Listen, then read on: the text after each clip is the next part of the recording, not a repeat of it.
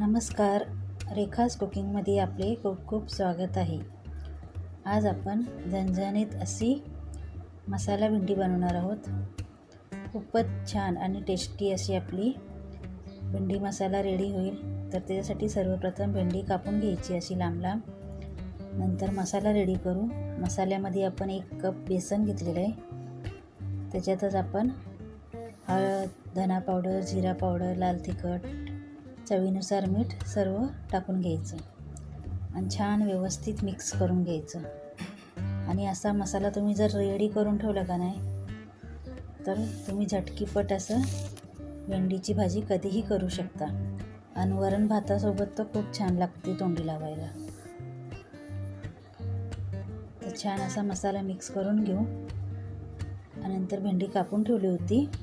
एका भेंडीचे 4 भाग करून घेतलेले आहेत आणि त्याच्यातले एक्स्ट्रा बी असतील ती काढून टाकायची। ते छान असं मिक्स करून घ्यायचा मसाला आणि एवढी कुरकुरीत आणि क्रंची बनते ना, तर तुम्ही अशी कोरडी सुद्धा खाऊ शकता। आणि जी पोरं भेंडीची भाजी खात नाही ना, ती तर खूपच आवडीने मागून मागून खातील, एवढी छान बनते। आता आपण जी भेंडी कापून ठेवली होती एका चाळणीने थोडा थोडा मसाला करून भेंडीवर टाकून घेऊ। छान व्यवस्थित मिक्स करायचा, परत टाकून घ्यायचा, म्हणजे सर्व बाजूने छान असा मसाला त्याला कोटिंग होईल मसाल्याची। छान अशी मसाल्याची कोटिंग करायला ठेवू आपण 10 मिनटं असंच झाकून ठेवून टाकायचं। आता 10 मिनटं झालेली आहेत। आपण एका कढईमध्ये तेल गरम करायला घेऊ। तेल छान गरम झाले की आपण जी भेंडी मॅरिनेट करून ठेवली होती तिला तेलात टाकून घेऊ आणि जास्त वेळ हलवाहलवी करायची नाही। एकदा टाकल्यानंतर 2 ते 3 मिनटं थांबायचं, नंतरच त्याला व्यवस्थित मिक्स करायचे। असं कमीत कमी आपण 2 ते 3 मिनटं करायचे।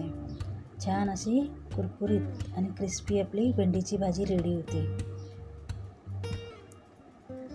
एकदा बनवली तर तुम्ही सारखंच ती भाजी बनवून खाल, एवढी छान लागते आणि मुलांना तर खूपच आवडेल।